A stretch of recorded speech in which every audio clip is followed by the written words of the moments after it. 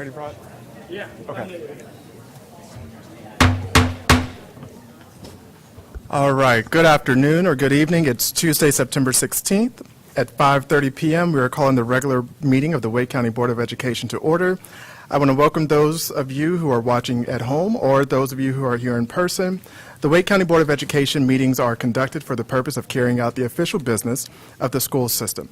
The public is cordially invited to attend the meetings to observe the board and conduct its official business. Persons who willfully interrupt, disrupt, or cause any disturbance at the official meeting may be directed to leave by the presiding officer. Members of the audience should show respect for speakers by refraining from loud comments and/or any disruptions. Disruptions by any person or persons of a public meeting will be subject to action in accordance, to General Statute 143-318.17. We have a quorum. Our chair is out due to professional obligations. And so at this point, I would ask that everyone stand as we recite the pledge.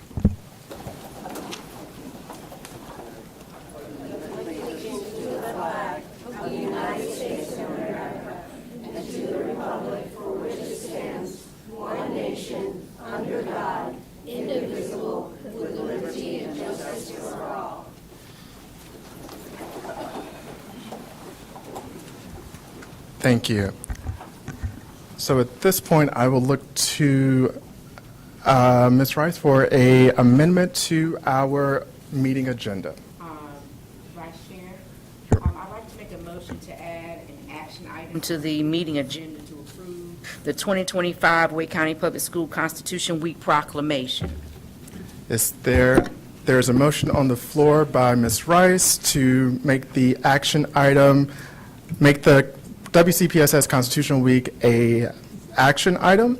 There's been a second by Mr. Hershey. All in favor say aye. Aye. Opposed? The ayes have it. The motion passed. So now at this point, we will recognize. Mr. Chair? Yes. I would also like to make a motion to approve the amended meeting agenda. Motion by Ms. Board Member Rice to approve the meeting agenda, which has been properly seconded by Mr. Hershey. All those in favor say aye. Aye. Opposed? The ayes have it. It passes unanimously. Thank you for catching that because I caught myself getting ready to go right into the next item. So we will now kick it off to Mr. Cook, our Assistant Superintendent of Academics. Good evening, Vice Chair Swanson, Superintendent Taylor, and board members. As we've done now for the past couple of years, thank you once again for the opportunity this evening to highlight what I think we can all agree is a critically important topic, perhaps now more than any time in recent memory, given yet another example of the senseless and hateful political violence that occurred again in our country just last week. The United States Constitution is truly foundational to just about every aspect of our daily lives as citizens of the United States and to the work as educators and leaders that we do in the Wake County Public School System. As you may know, in 2004, Congress enacted legislation recognizing September 17th each year as Constitution Day and Citizenship Day. This day is intended to commemorate the September 17th, 1787 signing of the United States Constitution. Each educational institution that receives federal funds is required to provide educational programming about the U.S. Constitution for its students. Though there is no mandate on the use of particular curricula, lesson plans, or activities, each year the Wake County Public School System provides instructional resources that can be used by teachers and schools across the district in support of and in alignment to the legislation. In recognition of this pivotal event in American history and its critical importance to our work as educators in helping our students reach their full potential and lead productive lives, tonight we are requesting approval and signing of the 2025 Wake County Public School System Constitution Week proclamation, which I'll read at this time for the record.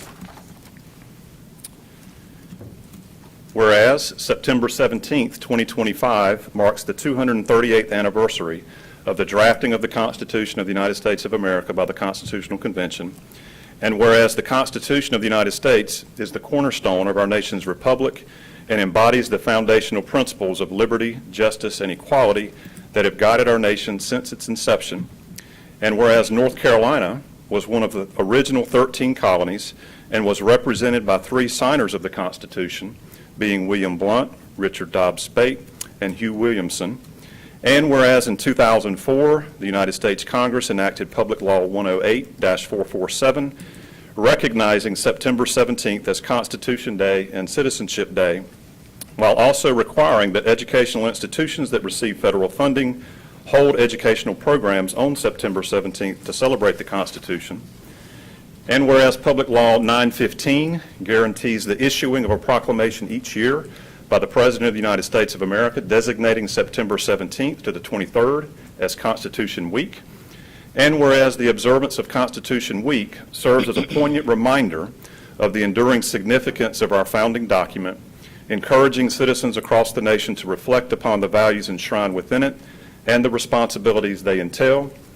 And whereas the Wake County Public School System recognizes the importance of educating our students about the Constitution's role in shaping our society and fostering an understanding of their civic duties and rights, therefore, the Wake County Public School System does hereby proclaim September 17th to the 23rd, 2025 as Constitution Week across the district. We encourage all members of our community, educators, students, and families to engage in activities that promote the study and appreciation of our nation's Constitution. Thank you for your support. And Vice Chair Swanson, at this time, I'll turn it over to you for board consideration and action. Thank you, Mr. Cook. Is there a motion to adopt the 2025 WCPSS Constitutional Week proclamation? So moved. I have a motion from Ms. Rice, seconded by Ms. Caulfield.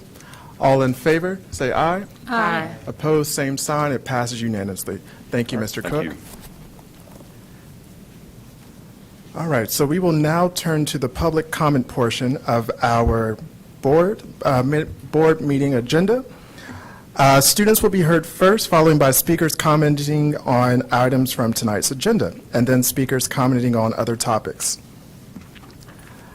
Only the person speaking at the podium will be able to stand. All attendees that are not speaking are to remain seated. Concerns related to personnel issues and/or student matters may be addressed through the applicable WCPSS personnel, the grievance policy, and/or other applicable policies. The board welcomes all viewpoints, including criticisms directed at substantive ideas, actions, or procedures. However, the board's public comment policy also requires that order and decorum be maintained. In the interest of maintaining order and decorum, speakers are encouraged to address their comments to the Board of Education and must refrain from personal attacks and/or insults at the board, individual board members, staff, members of the general public.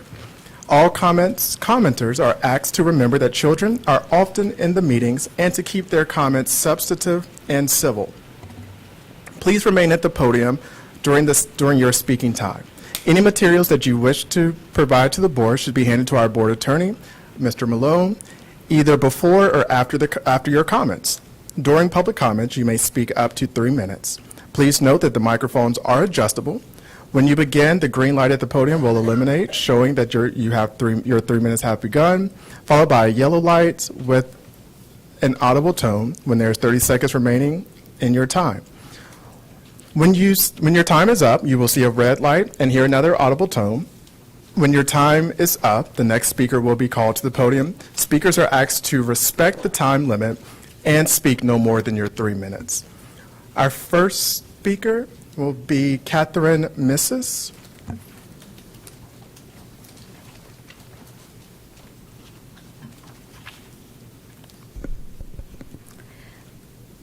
But it came down to there were Okay. Good afternoon, members of the board and Dr. Taylor. My name is Catherine Missy, and I would like to share what the arts, specifically dance, have meant in my life.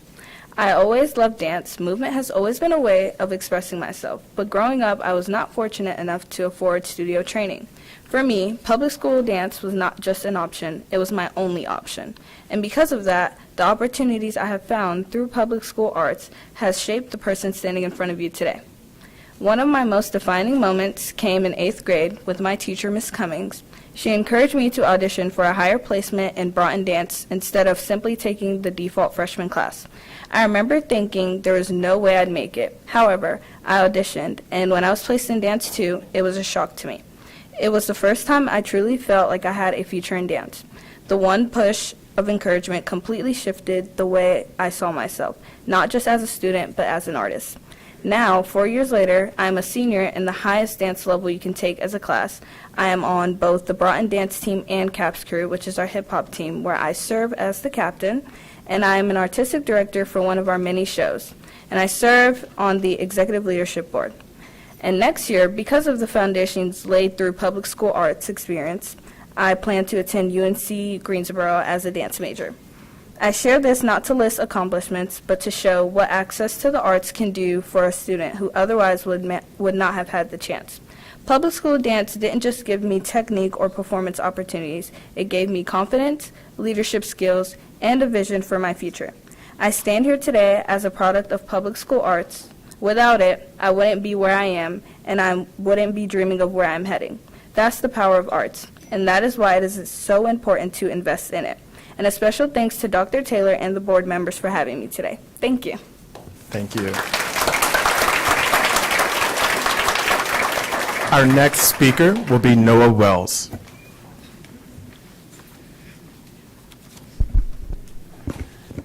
Hello. Hello, my name is Noah Wells. I am 10 years old and I am a 5th grade student at Parkside Elementary. I am here today to talk about how music is important in my life. I remember during one track out when I discovered a website called the Rhythm Randomizer. I was fascinated by what I could do with the music there. Music allows me to be creative and enjoy myself when I have bad days. My teacher, Miss Demery, gives us structure to learn, but allows us freedom to explore. When I listen to music, it inspires me and sparks my imagination. Playing music, on the other hand, makes me feel like I am a symphony itself, and I feel more positive as I learn more. It gives me the ability to focus and solve problems, and I use that ability in other subjects, like math, for example. I believe that music is the key to unlocking my potential and that the arts themselves can unlock the potential of anyone. I like being part of the Parkside Chorus and being able to perform with them. It gives me a sense of belonging and makes it easier to connect with others and make friends. So I encourage you to explore and support the arts like music or theater to benefit yourself and your community. Thank you for your time. Thank you.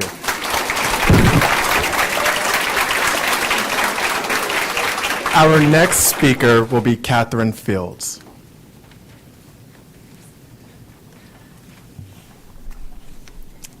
Hello, members of the board. This week is International Arts Week, and today I'm here to tell you the impact arts has had on me as a student. I'm truly grateful for the opportunity to speak with you today. My name is Kate Fields, and I'm a senior at Broughton High School. I've been involved in the dance program for my entire high school experience. What makes that so special to me is that before I came to Broughton, I had no prior experience in dance. No clubs, no lessons, no formal training at all.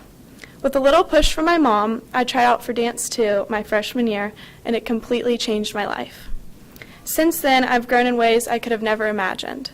Today, I'm not only a member of the dance company team and dance team, but also a part of the leadership team and executive board. What started as something brand new has become one of my biggest passions. This program has taught me so much more than just steps and choreography. Through dance, I've learned discipline, hard work, teamwork, creativity, and even how to tell a story without using words. It has given me confidence, a voice, and a community of people who inspire me to push myself every day.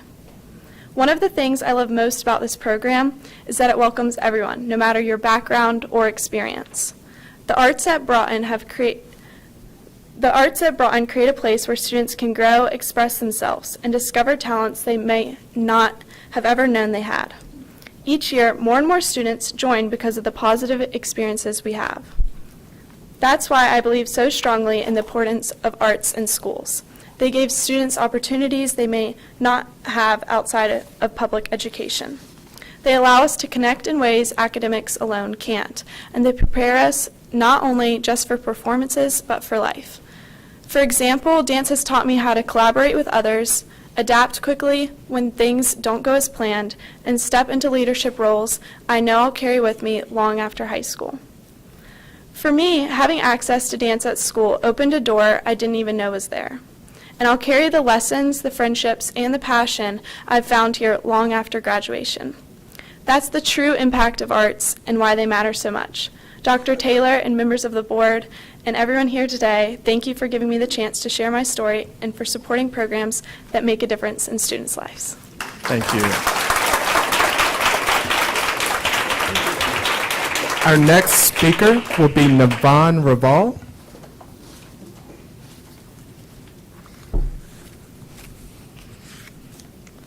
Good evening, Dr. Taylor and members of the board. My name is Navon Raval, and I'm an 8th grader at Carnegie Magnet Middle School. Thank you for the opportunity to speak with you tonight. I'm here to propose the launch of Model United Nations and Youth in Government clubs in Wake County Middle Schools. You might wonder, why does this matter? This program builds essential skills such as public speaking, debate, research, writing, leadership, and teamwork. Model UN teaches students about global issues and diplomacy, while Youth in Government helps us understand democracy, lawmaking, and civic responsibility here in the United States. Both programs empower students to speak up, collaborate, and lead with confidence. Many of our high schools, including Enloe, Leesville Road, and Green Hope, already have successful Model UN clubs, and Wake County supports Youth in Government at the high school level. But opportunities for middle school students are very limited. If we start earlier, we will prepare stronger, more confident leaders by the time they reach high school. The benefits are proven. Research shows that students in debate and civic programs demonstrate stronger communication, teamwork, and analytical skills compared to their peers. A University of Virginia and Harvard study even found that debate students improved their English language and art skills by the equivalent of 68% of a full school year's growth. Programs like Model UN and Youth in Government not only align with Wake County's global learning and civic education mission, as highlights in the WRAL education report, but also prepares for college, careers, and future leadership roles. Here's my proposal. Begin with pilot clubs for Model UN and Youth in Government at Carnegie Magnet Middle School. I'm willing to help lead this effort alongside my principal, teachers, and parents. From there, expand to other Wake County middle schools, while building partnerships where high school Model UN students and Youth in Government students mentor the middle schoolers. And lastly, within 2 years, host the first Wake County Middle School Model UN Conference and Youth in Government mock legislature. To make this possible, I ask for your support in approving the creation of these clubs at the middle school level. We would need faculty advisors and small startup resources, and we would also need the support from my school principal and teachers. Together, we can prepare Wake County to become confident leaders, global thinkers, and civic-minded problem solvers of tomorrow. Thank you for your time and consideration. Thank you. Thank you. Our next student speaker, our last student speaker, is Aaliyah Dunstan. Is Aaliyah in the room?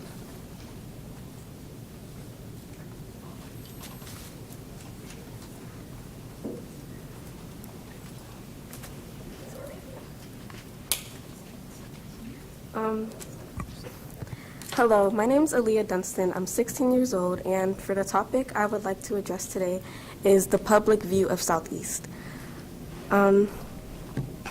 Many of the students and teachers feel as if the location of Southeast, being predominantly in a black area, leads to any negative situation to be magnified, disregarding all of the good Southeast has to offer. Southeast offers a great academic opportunity such as the International Baccalaureate program, which I myself am in, as well as great career academies, which includes the engineering and biomedical sciences. Our school also has an amazing arts department with opportunities in dance, theater, band, and visual arts. Along with that are the amount of caring teachers that are present at Southeast who engage with the students and care about their students' success, some being Mr. Hensley, Ms. Watson, Mr. Wheatgraff, and Ms. Myers. Although with all of the good happening at Southeast, only 30% of it is shown, which is highly upsetting because we are much more than an area. I believe, and many of my peers at Southeast believe, that instead of focusing on the bad of our schools, show the good. Every school has bad situations every year, but because ours are amplified on the news, students from other schools are beginning to think it is okay to misbehave while being at Southeast Raleigh Magnet High School. Events because of how the school is portrayed to the public. Southeast has so much to offer students in many areas, and that is what needs to be highlighted and showcased to the public. Thank you for your time. Thank you. Thank you. Our next speaker is Betsy Graves.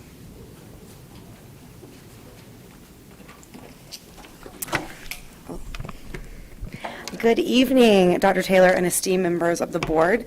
I know many of you, so it's wonderful to see you again. My name is Betsy Graves, as he said, and I'm the proud dance director at Broughton High School. And earlier you got to hear from two of beautiful students that I get to teach. And perhaps more meaningfully, though, for tonight, I am also a product of public school arts education. I have had the distinct pleasure to be part of Wake County Arts for the past 30 years. From a bright-eyed kindergartner no, I've not been teaching for 30 years, to a Dance 1 freshman student, to a student teacher, and now, for the last 13 years, a dance director. I stand here not only as an educator, but as living proof of the power of arts that hold in shaping futures. Tonight, I am honored to speak in celebration of what we have a proclamation for the National Arts and Education Week, a moment to recognize, uplift, and advocate for the essential role that arts play in our schools and the lives of our students. Across our county's 200-plus schools, the arts are thriving, and not by accident, but because we have chosen to make a space for creativity, connection, and self-expression in our schools. In our dance studios, theaters, music rooms, and art studios, something extraordinary is happening. Students are learning to think critically, express deeply, and engage meaningfully with the world around them. The arts create a space for ideas to breathe, for emotions to find voice, and for students to present who they truly are. These programs bring together young people who might never otherwise interact, forming bonds that transcend backgrounds, abilities, and beliefs. I have seen students who struggle in traditional classroom settings find their voice on stage and their confidence in movement. I've seen a dancer step into leadership, a painter find their purpose, a musician discover their resilience, and an actor find their character. Through the arts, students are not only learning technique, they are learning empathy, courage, and the value of authenticity. These are not just artistic lessons. As we all know, these are life lessons. None of this would be possible, though, without the passionate, dedicated, and highly skilled arts educators across our county. These teachers, many of whom are professional artists themselves, show up every day to inspire, challenge, and nurture students. Their classrooms are often the safe haven students need, and their influence extends far beyond the final curtain call or gallery show.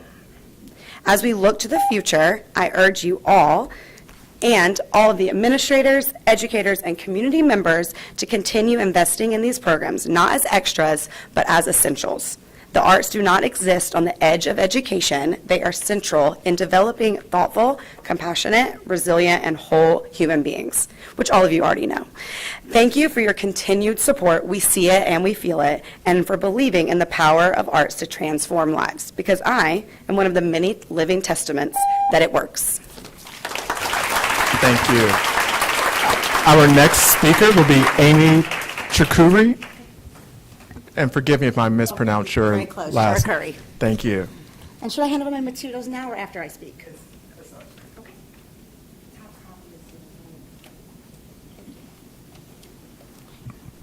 All right. Okay. Good evening, Dr. Taylor and members of the board. Thank you for the opportunity to speak tonight. I am here on behalf of the Sutherland community to discuss our petition, which I just handed over, regarding the community's inclusion in the 2026-2027 school reassignment proposal. If the current proposal is approved, Sutherland's base school assignments would change from White Oak Elementary and Mills Park Middle to Turner Creek Elementary and Salem Middle, reflecting not only school assignment changes, but school calendar changes as well. I'm not sure if you're aware that Sutherland was actually previously assigned to Turner Creek and Salem Middle School. When White Oak Elementary opened, the neighborhood was reassigned to White Oak with a traditional calendar. However, Salem was still assigned as the base middle school. This caused a calendar misalignment between elementary and middle school assignments, and the board later approved the community's request to assign Mills Park Middle as our base school, which we are very grateful for. If the current reassignment proposal is approved as is, Sutherland would once again be assigned to Turner Creek and Salem Middle with a year-round calendar. I have firsthand experience with the year-round calendar as my oldest attended a year-round elementary school, and we really enjoyed it at the time. While there are some advantages to this schedule, it does introduce significant logistical challenges for households with multiple children. I will have a minimum of 5 years of calendar misalignments between my children if they attend a year-round middle school. Many other families will experience similar schedule challenges, and we ask the board to please consider and minimize base school calendar reassignments where possible. We would also like to acknowledge and thank the board and the Office of School Assignment for the generous stability proposal. While it will indeed help some individual households, we ask you to consider stability in school and calendar assignments for Sutherland as a whole. Due to the small school enrollment size of our community, the proximity of Sutherland relative to White Oak and Mills Park, our location on the school assignment maps, and our community's history of prior school assignments, we ask you to please consider whether including Sutherland in the school reassignment proposal is necessary in achieving its goals. We respectfully request that Sutherland be allowed to remain at White Oak Elementary and Mills Park Middle for our base school assignments if possible, and we thank you very much for your time and consideration tonight. Thank you. Our next speaker is Maggie Five. Is Maggie here?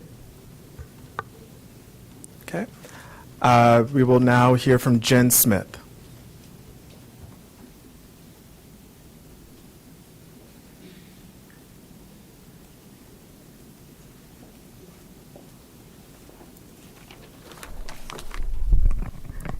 Okay.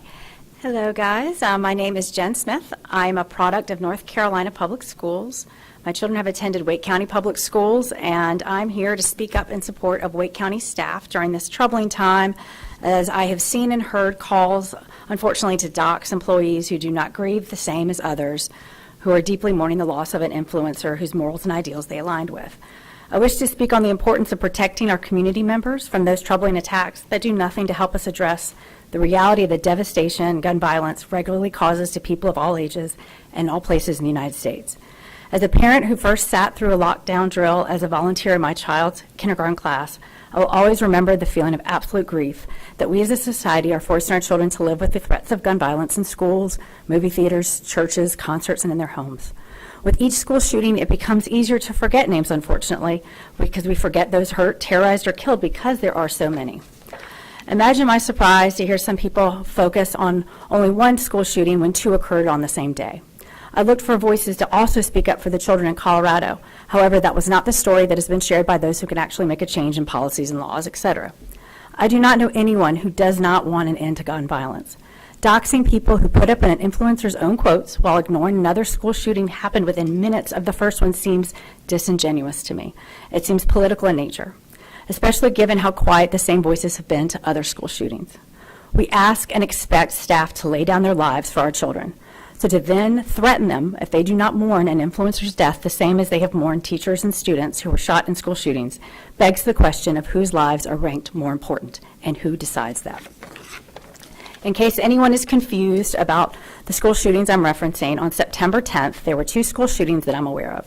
Both occurred within minutes of each other. Going on the timelines provided by authorities, the first shooting happened at 12:23 local time at Utah Valley University when an influencer, Charlie Kirk, was shot and killed. Reports say the shooter was a 22-year-old man who was a fan of another influencer. Very soon after that shooting, there was one at Evergreen High School, which is 20 miles away from Columbine. The Evergreen shooting started just before 12:30 local time and involved a 16-year-old male shooter who was fascinated with mass shootings and neo-Nazi views per his online profile. 2 students were wounded, and the shooter committed suicide. Also, for perspective, the day after those tragic shootings, multiple historically black colleges and universities received threats of violence. Our students and staff deserve to feel safe at school. We as a society need to come together to end the violence in our school. Doxing and threatening people who do not mourn the same is counterintuitive us to actually working together to protect our students and staff. And in closing, as long as the Constitution is applicable, from the First Amendment, I'm going to shorten it because I'm about to run out of time, is that we should not prohibit the free exercise of religion or the freedom of speech. And therefore, I ask you to support our staff and their First Amendment rights. Thank you.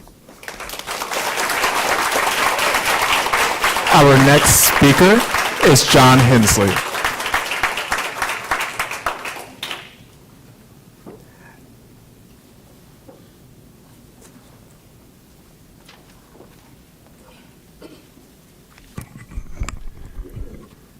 Hello, I'm a longtime listener, first-time speaker.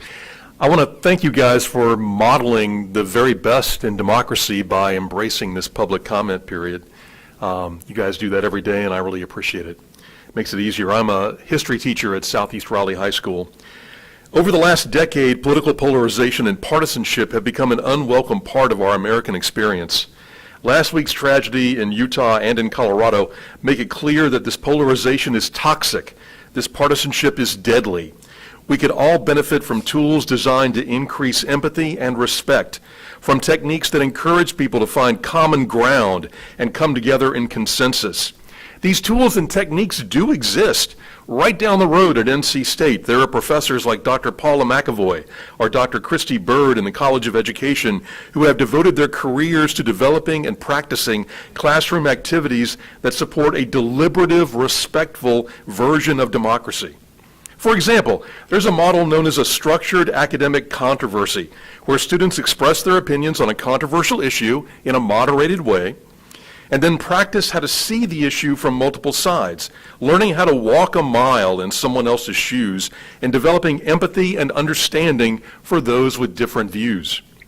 I wanted to use my time today to encourage the board, if they had not already done so, to reach out to the NC State College of Education and find ways to incorporate these ideas into our high school's social studies classrooms. All too often, teachers go out of their way to avoid controversial issue discussion in their classes. This results in a student who never encounters contentious issues in the classroom. But upon graduation, that same student is thrust into our hyper-partisan world with no experience and no tools to help them understand points of view different from their own. There are respectful, empathetic, nonpartisan ways to handle controversial issues. Let's use those techniques in our classrooms and give our students the experiences they need to become fully engaged citizens. Thank you very much. Our next speaker is McKenna Roberts.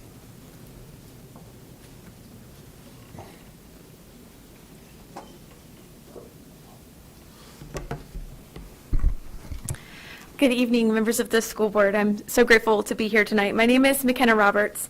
I am an NC State grad. I am a public school teacher of 9 years, and I am the parent of a soon-to-be Wake County student. And I say soon-to-be because despite moving here over a month ago to start a new career as a public school teacher in the area, my son has not yet started school. So I'm here to speak to you about concerns with Board Policy 4100, which addresses admission to Wake County public school system. I will admit that Wake County does not deserve all credit for the delay in my son's education. However, our situation has been complicated by administrative processes to being enrolled in Wake County public schools. These complications will lead to my son missing over 152 hours of instruction. According to Wake County's school improvement priorities, meaningful learning every day, eliminating gaps, and well-supported staff are listed as the top 3 priorities. And I want to challenge the board to consider that these priorities are not mutually exclusive. They are intertwined. Data should not be used to understand people. People should be used to understand data. How can a child have meaningful learning every day if they are not enrolled in school? How can we eliminate gaps if the enrollment process for some students is more complicated than the enrollment process for others? My son has special needs, which makes his enrollment process 3 to 4 times longer than a neurotypical student.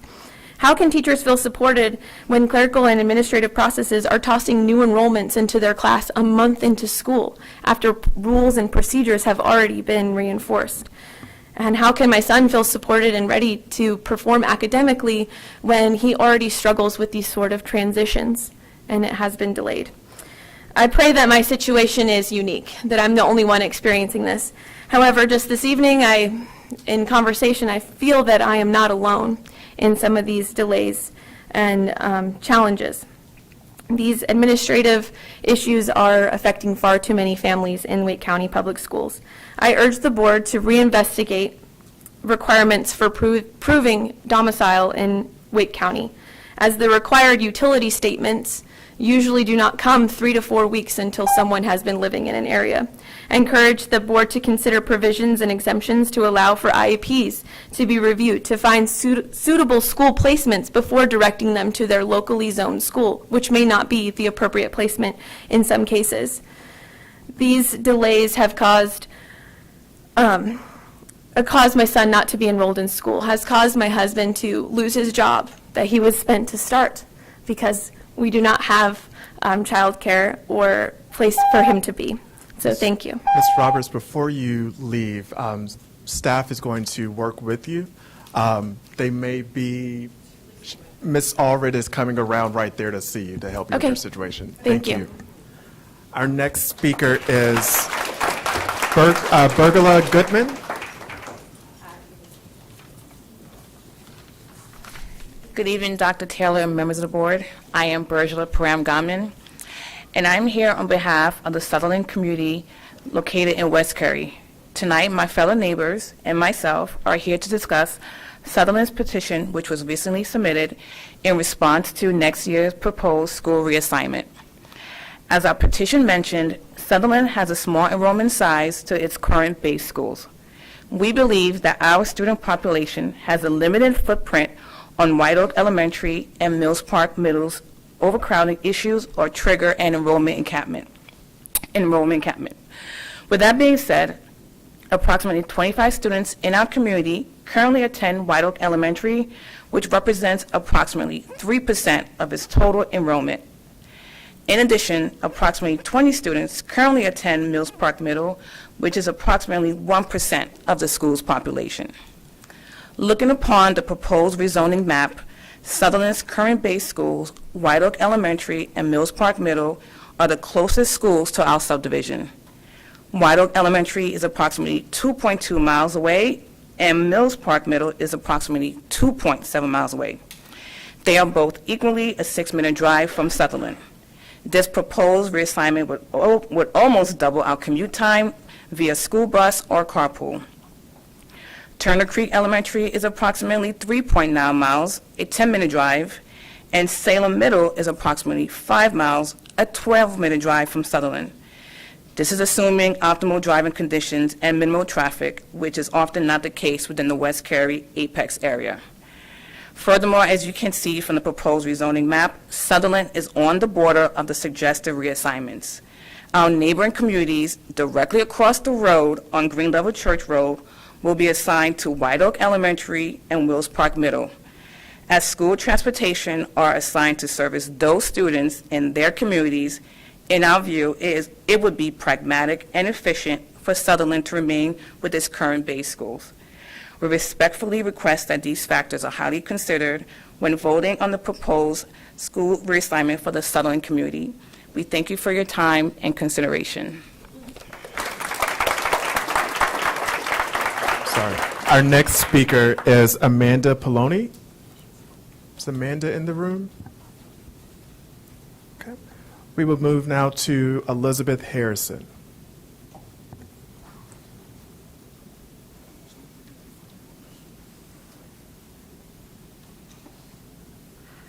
Good afternoon, board. Thank you all for your time today.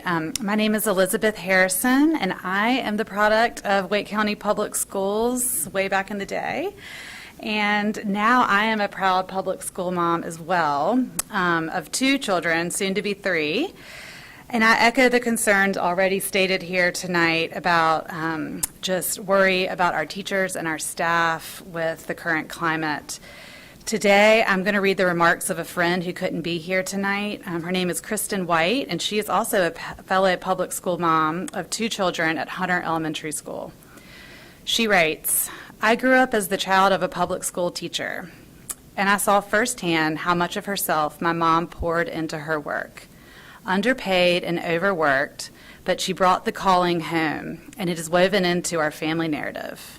Now I am the parent, and I am seeing the other side of the narrative, how Wake County Public Schools has provided an excellent foundation of personal and academic growth for my 2 elementary school-age children. The academic, social, and emotional growth they have experienced at their magnet school is unparalleled. It shows not just in the curriculum and electives, but in their passion of every teacher, every staff member, and parent in our school community. It fills me with pride for our school system to see that for the last 3 years, my children's teachers were once Wake County Public School System students themselves and came back to teach in the same system and sometimes even the same school that shaped them. That full circle story speaks volumes. Thank you to the incredible teachers and staff for the heart you put into our children every day. I urge our community and our board, and I know you do, to continue supporting them so that they may keep making this impact for all of our children. Thank you. Our next speaker is Human Hushar.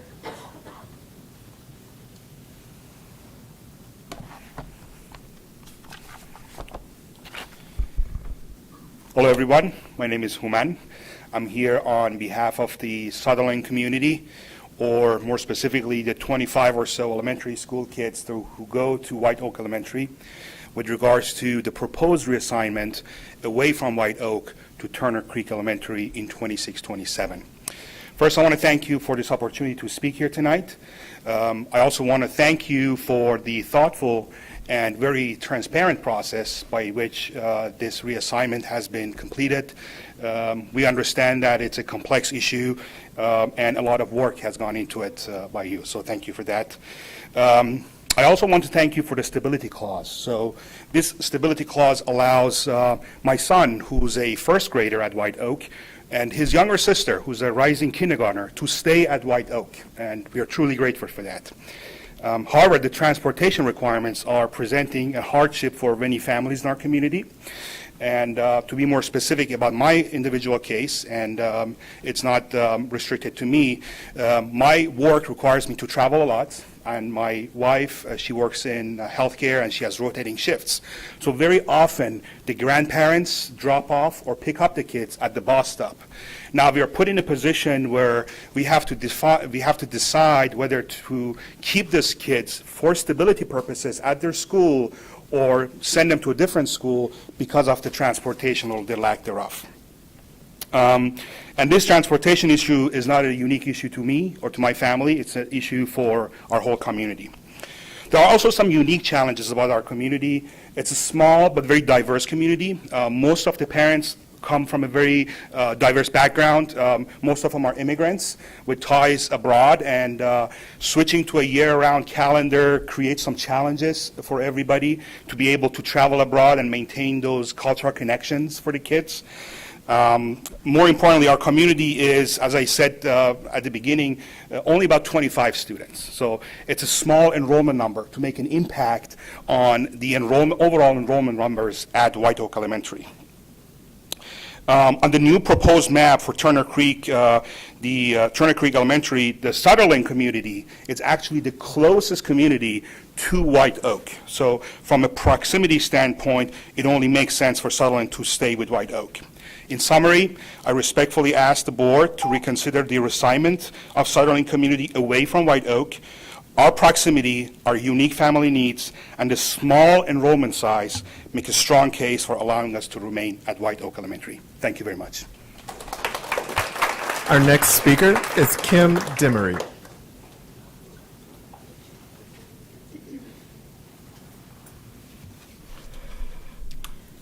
Good evening, Vice Chair Swanson, Superintendent Taylor, and members of the board.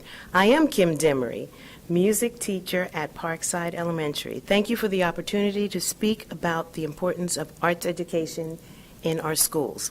Perfect timing. As you know, it is National Arts and Education Week, and I'm here to celebrate the vital role that arts play in student success, personal growth, and academic achievement. Thank you for recognizing that music, theater, dance, visual arts are essential and a part of our core curriculum. You recently took action to affirm the essential role of the arts play in student success. I appreciate your endorsement of the Strategic Arts Framework Plan and recognition of National Arts in Education Week. I am proud to work in a school district that continues to support arts education in such a special and informed way. I could speak at length about how the data shows that students are engaged in the arts perform better academically, have better attendance, and are more likely to graduate. This is not news to you, so I realize I'm preaching to the choir. Did I mention I have an elementary choir of 70 talented students? Noah, one of my 5th grade students, shared earlier how music and becoming part of chorus has positively impacted him. Another story that comes to mind is another one of my students who had a physical challenge. They endured several surgeries while continuing to excel, honing their singing voice, participating in Pieces of Gold, choir competitions, and performances in elementary through high school. This student had access to music and theater and was able to take hold of what they loved. Through their involvement in the arts, they found a sense of joy and belonging. They recently graduated from college with a double major in music and theater. A student's education is complete when the arts are included. My process is to teach the language of music and plant the seeds of joy and creativity in students. As a music teacher, I deliver instruction that encourages students to engage in the 4 C's. You know what they are. These are essential education experiences where students can establish their own voice, be part of something bigger than themselves. The arts are for every student because it broadens their global perspective and cultural understanding of the world. As we celebrate Arts and Education Week, I want to thank you, educators, community partners who ensure that the arts remain strong in Wake County. I'm grateful every day that I get to walk into my music room to teach and work with students. I get to witness the joy, aha moments. It reminds me why this work matters. Arts thrive, our students grow in their full potential. When our students succeed, our entire community thrives. What starts here changes everything.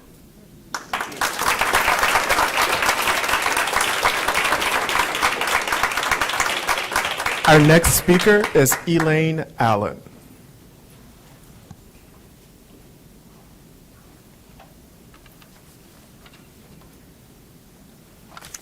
I'm Eileen Allen. Sorry, thank you You're for the okay. correction. I began teaching in 1968 in Milford, Delaware, in a middle school that had been a segregated, underperforming school with classes from 1st to 10th grade. April of 1968, Dr. Martin Luther King was assassinated. This little rural town erupted in violent protest, reigniting racial tensions of 1954. Leaders from both sides of the racial divide came together to find a way to save the town and to rescue children from their despair and violence. Their goals were to bring all children to grade level in reading and math, to build community as another goal. To do this, the first 2 hours of school were dedicated to teaching reading and math. The classes were homogeneously grouped on skills level. Those with the greatest need had the smallest student-to-teacher ratio. From librarian to principal, everyone taught those 2 hours. The rest of the day was heterogeneously grouped. The laser focus on teaching every individual student to be proficient in reading and math. Students do learn what they are taught.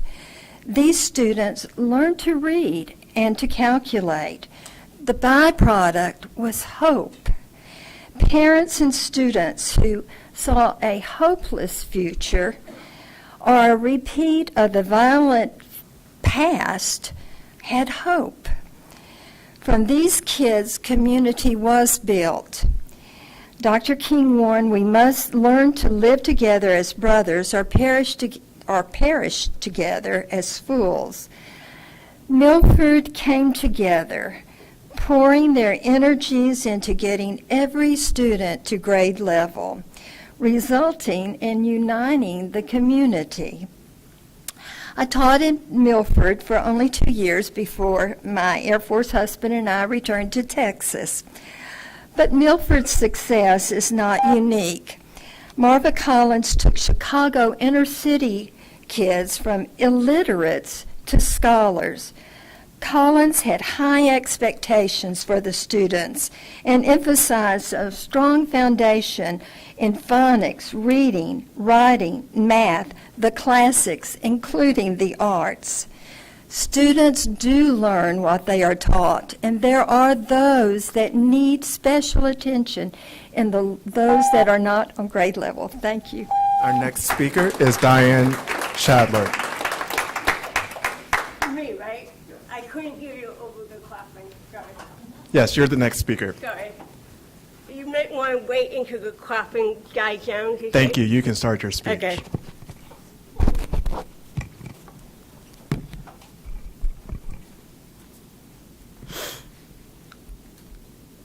Hello, everyone.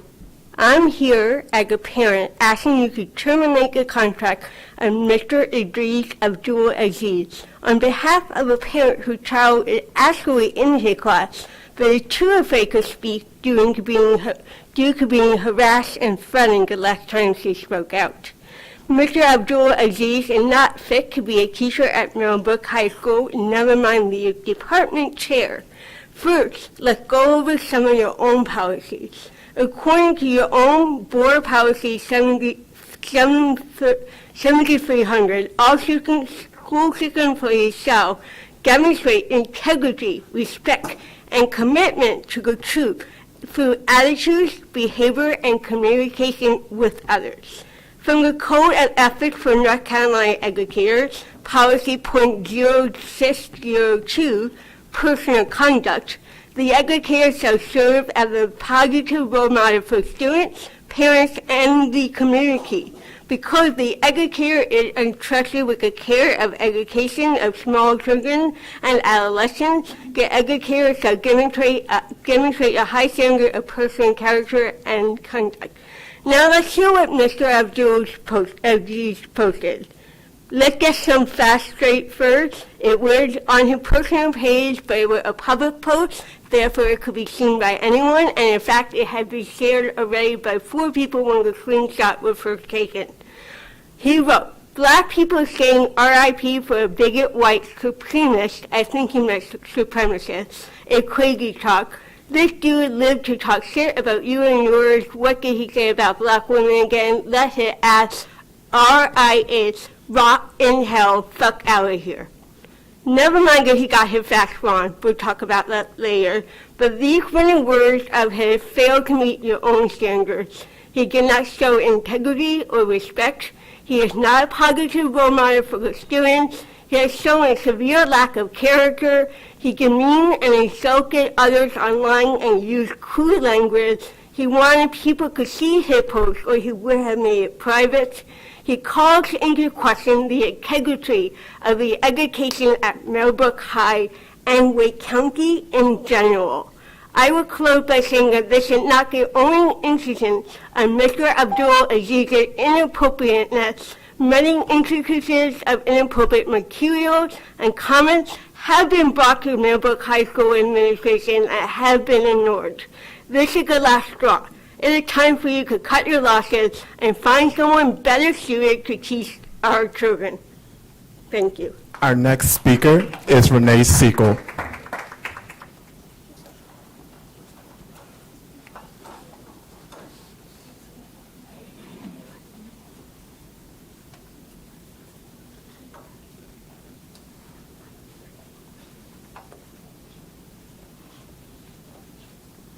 Good evening.